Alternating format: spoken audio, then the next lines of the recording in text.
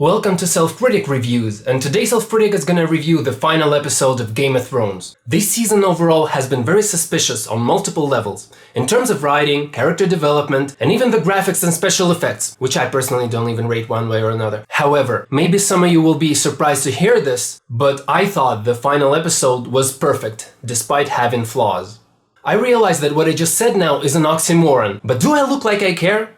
Actually, yes, I do care, which is why I'm gonna explain what I mean. The episode was perfect in terms of emotions and touching upon the most relevant issues and changes within the fantasy world, giving the relative closure to the characters. But it's flawed largely because it was built upon decisions, whether from writers or characters, from previous episodes. So there's the domino effect, which cannot realistically be stopped. You cannot go back to previous decisions from other episodes and change what's already been done. And it can be difficult to accept something that is already true in the series, like Sansa's intelligence, for instance. But Dennis, what you just explained isn't the definition of perfect, so why use it? Well, nearly nothing in this world is perfect or objective, yet these words still exist, and we still use them to describe our subjective feelings, so no regrets. On to the actual scenes. I thought that one of the first scenes of the episode, when they showed Tyrion going to where him and Jaime were supposed to meet to find out and confirm what he already knew, that Jaime and Cersei are dead. I thought it was a necessary and well-acted scene, very poignant, the realization that you're the only Lannister alive. Then they showed Daenerys being crazy and did not leave any doubt as to what she had become. As I mentioned previously, I do think the transformation of her character is justifiable, but I do believe that, to a certain extent, the writers overdid it. Yeah, she had always been a psycho since season 1 and showed heartlessness multiple times before, as was discussed in a scene between Jon and Tyrion later in this episode, which we will get to more in depth later on. So anybody who thinks that this character development makes no sense isn't taking everything into consideration. But I think the problem with this is that while it's realistic that it could happen, it's the writer's job to make the transition smoother and show subtle kindness or glimpses of a person she used to want to be before. Anything being shown in black or white loses its complexity very quickly. So my problem is that they did not have to spoon-feed the audience that Dany is evil and there's no going back. In fact, it would have been a lot more interesting if they left it ambiguous as to what her real plans were. Then Tyrion was incarcerated, when technically he should really be dead. I was happy that Dany wasn't stupid and knew that he betrayed her, so her intention to kill him was clear. We know that getting taken into custody before execution has happened before, numerous times, even to Tyrion himself. And we can also understand that the reason he wasn't killed instantly is because she wanted to make an example out of him in front of everybody and build the event up. Just like people did in Winterfell and King's Landing before. Maybe not in Winterfell, so don't quote me on that. But still, he should have been executed on the spot. Allowing Jon to see Tyrion probably should not have happened either. But then again, everybody and their grandmother knows who Jon is to the Queen, and denying him that opportunity isn't in the interest of her subordinates. But we all know the real reason why Tyrion wasn't executed.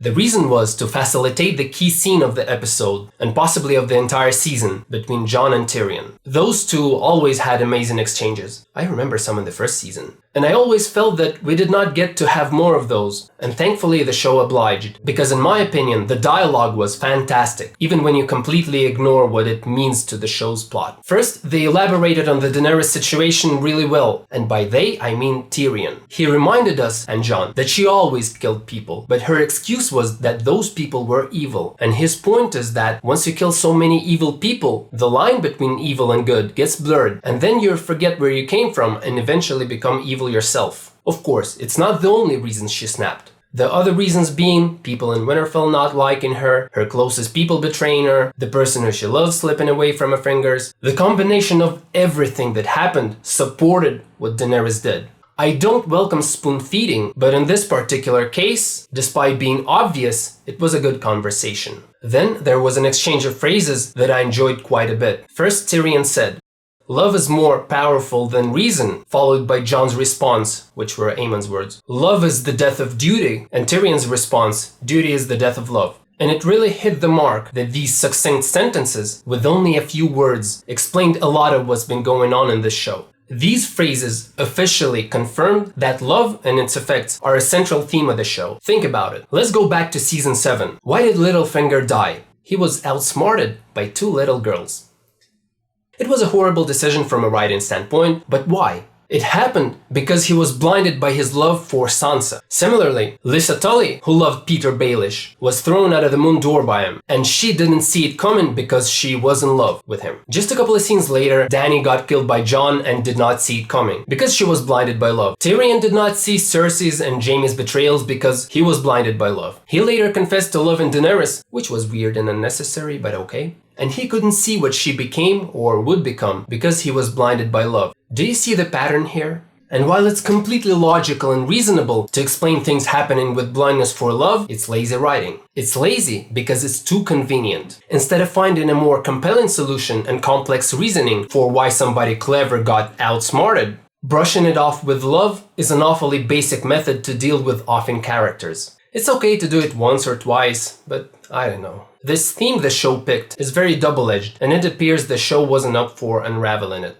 This dialogue also served the purpose to make Jon decide to kill Dany, and I think it did a good job. You might think, Why didn't Jon decide to do it right away? He always fights for what's right, etc., etc., etc. Again, the answer is love, and incredulity that a person can change this much. I would even go for the latter more, because really, when a person close to you that you care for a great deal does something wrong, it's difficult to come to grips with the fact that that person changed. Jon had to deal with betraying his own people on the wall as well, and he knew these emotions firsthand. How the attitude towards you changes, the misunderstanding, the injustice. So in a sense, he tried to understand where Daenerys came from, and put himself in her own shoes.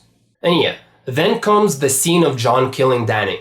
As soon as he appears, I noticed that he wore a sword. It should really have risen a red flag for Dany. But again, love. Yes, lazy, and sometimes you have to know when to stop using this as an excuse, but for better or for worse, it makes sense. But yeah, I did not find the interaction between them that interesting. However, when Dany finally died, the reaction of the dragon was symbolic. Yeah, he probably should have killed Jon, but him aiming at the throne, referring to how it was the throne that made Dany evil, which by the way also indirectly adds another reason why she changed, and aimed all the anger at the throne. Power is the source of a lot of evil, according to the history of Game of Thrones. And destroying the throne so that people stop fighting for it and stop destroying humanity is a nice message. I don't really know if the throne is supposed to burn. I'm chemistry ignorant, but it's freaking fantasy. They can do whatever they want because the symbolism is what's important here. After killing the queen, Jon should have really been killed for revenge reasons. The Unsullied don't really have brains to comprehend the need for peace, and they all love the queen, so him surviving seems highly unlikely. Possible, but highly unlikely. I thought up an excuse that Grey Worm thought that dying was too easy for him, but it was never clear in later conversations. So either the writers wanted to appease the fans by keeping him alive, or they thought that it was the lesser evil, because killing Jon would not have brought peace, because Arya especially would have fought for revenge. Jon's death would have brought another story arc nobody would want to see. With that said, the scene with the election of the new king was well executed. What I thought was especially brilliant there was Sam's suggestion to have everyone vote. And everybody's reaction was even more brilliant. In all honesty, for all the flag the writers are getting for horrible writing from everybody, they deserve full credit for handling this line. This really shows how far our world has come, and that sometimes great ideas that are ahead of their time really don't get recognized when it's not time for them to get recognized. Poor Sam. Now, let's talk about Bronn. Bronn the Boneless. After all this time, the series built this character up, showed scenes with him, his story which was not even related to most other characters in the show, he really ended up just being nothing more than a plot device. I never liked his scenes and hoped that maybe he'd show something more in the future, but I guess not. In fact, I'll tell you even more. The books are even worse at handling him. At least in the series, you get a visual representation of what's going on, but in the books, these visual descriptions are extremely tedious to read. His chapters are really the only blemish in an otherwise perfect A Storm of Swords book, the best book in the series. So yeah, the writers, actually no, not the writers. George R.R. freaking Martin completely butchered this character. A pure plot device for flashbacks and motivation for the Night King. Nothing more, nothing less. And add whatever else is convenient. We can criticize the TV series for it too, but make no mistake, the main culprits aren't D&D. With that said, him becoming a king was a great decision. The writers, of course, made a blunder by having a scene earlier where he told Sansa, I can't be Lord of Winterfell. I can't be Lord of anything. which illustrates even more that he was just a plot device. But really, why did they even have that scene? If it weren't for it, the inconsistencies wouldn't be as glaring. Oh well. With that said, maybe he thought, why be a lord when you can be a king? Pfft, why stop there? Why be a king when you can be a god? And to Bronn's credit, I do want to mention that the actor delivers his lines perfectly, as Dylan, who can often be seen in the comments section, correctly noted. The actor is also a large part as to why his character is not a complete unwatchable failure. It was also nice that Tyrion did not want to be the hand of the king, yet was forced to, especially after repeatedly telling Jon, It doesn't matter what you want. ironic. I also like the exchange when Grey Worm says, he deserves justice, referring to Tyrion, and Bronn says, He's got it. which is progressive thinking considering it punishment. At one point, they showed a scene where Brienne of Tarth wrote her piece about Jaime Lannister into the history book, and I thought it was amazing, and is one of the scenes that really underline one of Game of Thrones' positive quirks. It's not good just for evoking a feeling like you're watching history being written, which is exactly what's happening. But it also indirectly shows the biases of how it's written. People will eventually only remember what's written in a book and not necessarily what actually happened. I was also thinking that Bronn is a weak person and can easily be dethroned. And there are definitely people in Westeros, out of the ones that are alive, for example even the current Master of Coins, Bronn, who could become ambitious in the future. But I guess that's up to speculation as to what's gonna happen next. The discussion scene with Tyrion, Bronn the Sellsword, Bronn the Boneless, and others is incredible too, because really, the strength of Game of Thrones lies in the characters and how they are involved in the current world George R.R. Martin set up. And it showed how things came full circle with having the same position and some of the same people being in different positions solving the exact problems they used to solve. It was poetic and heartwarming. The beginning of the scene when Tyrion fixed the chairs before everybody arrived and then everybody messed them up is a directing subtlety I love seeing in shows. The moment doesn't really accomplish much in terms of plot or meaning, but it adds a lot of atmosphere of frivolity and creates a warm fuzzy Easter eggish feeling inside, just like the whole section did. On an unrelated note, Breaking Bad did this a lot, and so does Better Call Saul, and these sorts of scenes are the main reason why those shows are so high quality. Jon getting sent to the wall was okay. As I said, he should have died, but wall is a reasonable solution, and while Jon does not deserve it, especially after being the best representative of good in the entire Game of Thrones universe, tied with Robb, it was ultimately the entire point. Good people don't necessarily get what they deserve. Sansa not helping him was fitting too. She's another person who could easily become like Dany, in my opinion, if the show continued.